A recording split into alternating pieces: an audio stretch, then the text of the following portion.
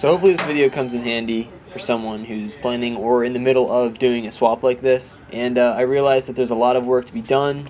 If you have any questions, leave a comment.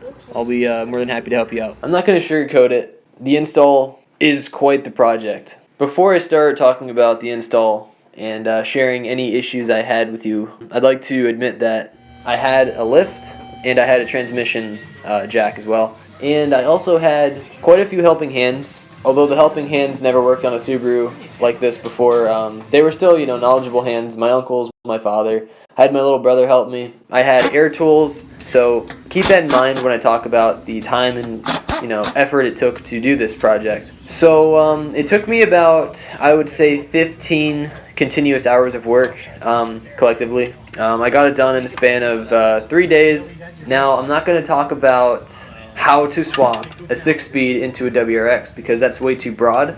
I'm going to talk about how to swap a JDM V7 6-speed into a 2004 USDM WRX.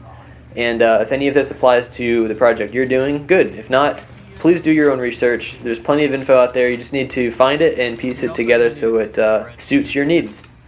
So, first of all, like I said, I have a V7 JDM STi transmission, and I have a 2004 USDM WRX. So I'm going to go from the rear to the front in terms of installation and swap and uninstalling parts and all that, because that's the order I did it in. While doing all of this, you should really get a bunch of plastic bags and a marker and label everything you take off. And I'm going to do this in the order in which I've done the work. I'm not going to just jump to the 6-speed swap right away because that's not what I did first. So for my car has 3.54 gearing. That's the final drive on the 5-speed, and that is the ratio in the rear differential. This JDM gearbox has a 3.9 gear ratio. And this differs. STi transmissions are either 3.9 or 3.54. Please do your research on the model transmission you buy. I needed a rear differential that was a 3.9. It's an R160 just like the WRX, so there's no strength difference. It's just different gearing. So the rear differential is what I needed to come out first. Uninstalling it is fairly simple. Pull the drive shaft from the transmission. There's no bolts or pins holding the drive shaft to the transmission, so just pull that out. The 5-speed is physically smaller than the 6-speed. No shit, right? Because the 5-speed is shorter, the drive shaft has to be longer. So now you have a long drive shaft and a long transmission, it's not going to fit. So you're going to need either an STi drive shaft, or you can do the cheap and easy route, which is finding yourself an automatic transmission's drive shaft. But keep it out, don't do this yet because we still need to get the transmission out. And this is the fun part. But let's do this in order because there's quite a bit to uninstalling a transmission. Let's start from the inside of the car. Undo your shift knob, undo the boot, take your center console out, and just make sure that nothing is holding that shifter assembly to the car. Once that's good, go to the bottom of the car and undo the rear shifter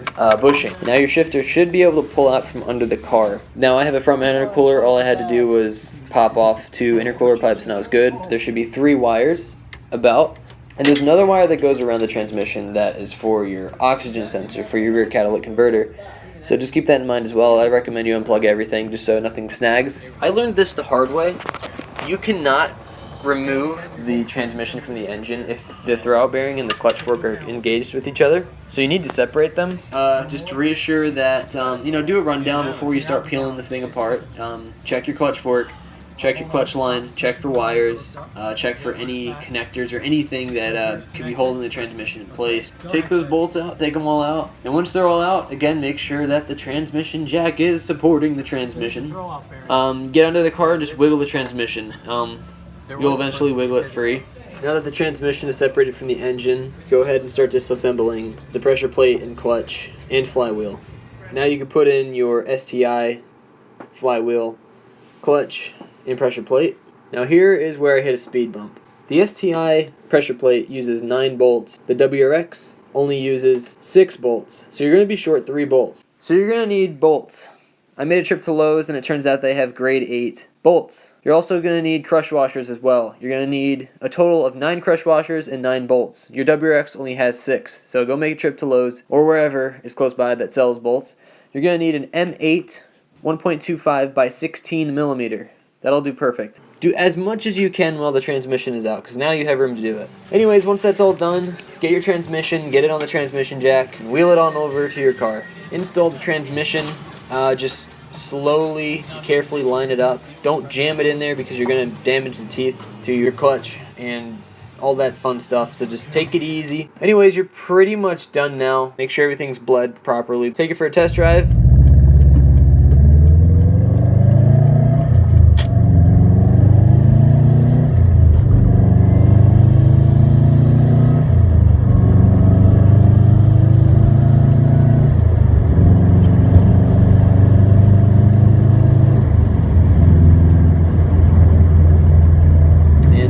Assuming all went well, congratulations. You just successfully swapped a 6-speed into your WRX. Any questions or concerns, please don't hesitate to comment, because unlike all the YouTube videos out there, old ass forums, I'll actually reply and try and help you out.